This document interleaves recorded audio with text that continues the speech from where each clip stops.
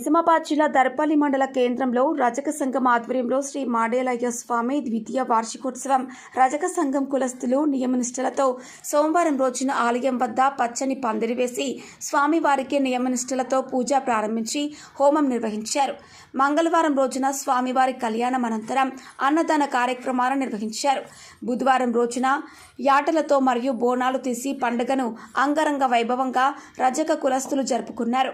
ఇటు కార్యక్రమానికి పెద్ద ఎత్తున చుట్టుపక్కల గ్రామ ప్రజలు, మండల ప్రజలు పాల్గొని వార్షికోత్సవాన్ని విజయవంతం చేశారు.